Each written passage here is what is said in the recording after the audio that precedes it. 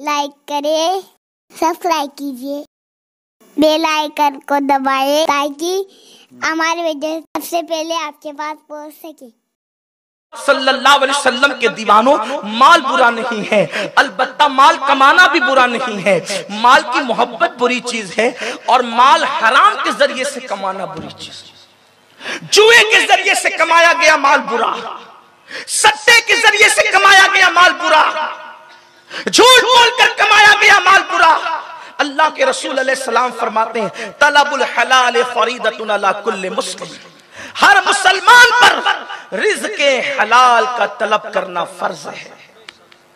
امام غزالی رحمت اللہ علیہ نے احیاء العلوم شریف میں اس کو لکھا ہے۔ تو حلال مال کی بڑی فضیلت ہے اور حرام کی مذمت ہے۔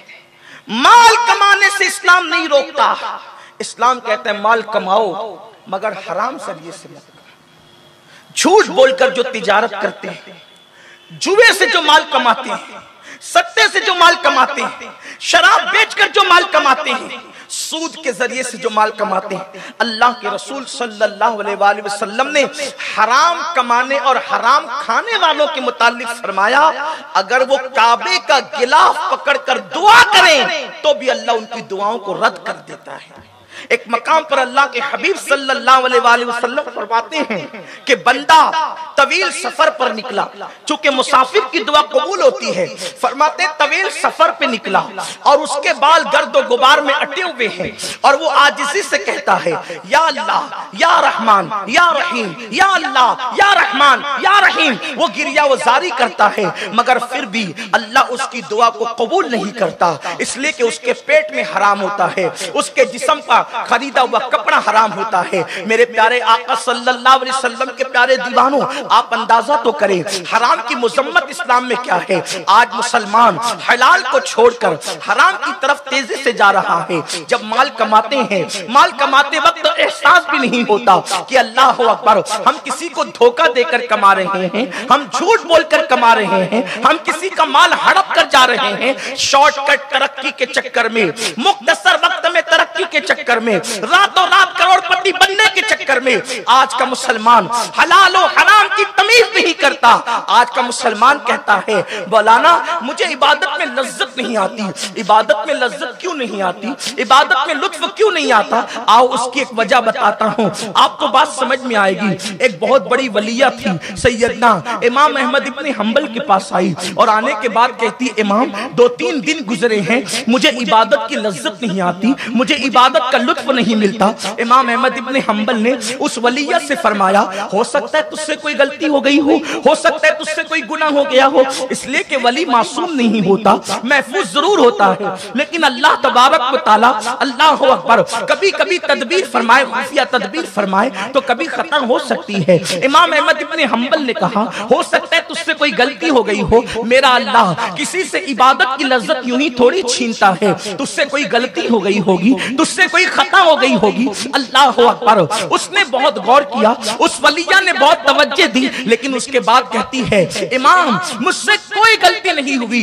امام احمد ابن حنبل رضی اللہ تعالیٰ عنہ گردن نیچی کرتے ہیں، گردن جھکاتے ہیں اور گردن جھکانے کے بعد فرماتے ہیں اے بڑیا کیا تو مشعل والی رات بھول گئی؟ کیا تو شمع والی رات بھول گئی؟ کیا تو جلوس والی رات بھول گئی؟ اس نے کہا یاد آ گیا، کہا مشعل والی رات کا واقعہ بیان کرو۔ وہ بڑیا کہتی ہے امام، وہ ولیہ کہتی ہے امام میں نے کپڑا خرید کر کے لایا اور میں صبح کو ڈریس پہننا چاہتی تھی اور میں اپنے ہاتھ سے سل رہی تھی، اچانک میرے گھر کے چراغ کی کا تیل ختم ہو گیا اور چراغ گل ہو گیا، چراغ بجھ گیا تو میں نے کیا کیا، میں باہر نکلی اور باہر نکلنے کے بعد میں نے کیا دیکھا کہ بادشاہ کی سواری آ رہی ہے اور بادشاہ کی سواری کے آگے آگے کچھ لوگ مشعل اٹھائے ہوئے ہیں، اس کی روشنی کے اندر میں نے سوئی کے اندر دھاگا ڈالا اور پھر میں نے اسی سے ڈریس سیا، اسی سے میں نے کپڑے سیے۔ اللہ اکبر امام فرماتے ہیں اسی کپڑے کو پہننے کے بعد سے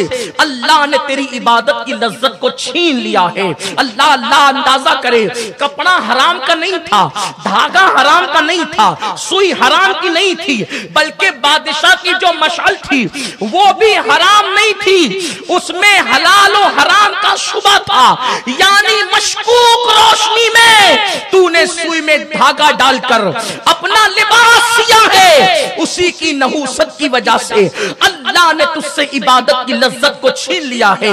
اب اگر تو عبادت کی لذت چاہتی ہے تو اس کرتے کو اتار کے صدقہ کر دے اور اپنا لباس پہن لے، اللہ تیری عبادت کی لذت تجھے لوٹا دے گا۔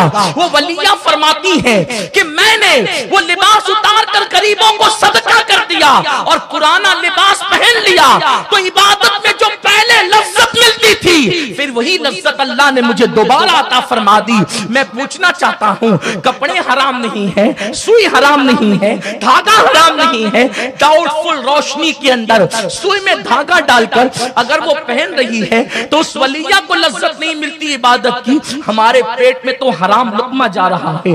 بولو، کاروبار کرتے وقت دھوکہ دیتے ہیں یا نہیں؟ کاروبار کرتے وقت جھوٹ بولتے ہیں یا نہیں؟ راتوں رات کروڑ پتی بننے کے چکر میں کسی کا لے کر ہڑپ کرتے ہیں کہ نہیں؟ یاد رکھنا، عبادت کی لذت کیسے ملے گی؟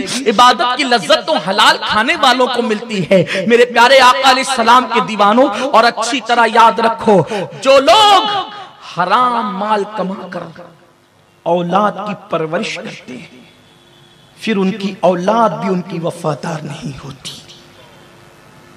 حرام کھلا کر چاہے کتنے بھی بڑے مدرسے میں ڈال دو، حرام کھلا کر چاہے کتنی بھی بڑی خانقاہ کے سپرد کر دو، اللہ کے رسول صلی اللہ علیہ وآلہ وسلم نے فرمایا پیٹ میں جیسا لقمہ جائے گا وہ ویسا ہی اثر دکھائے گا۔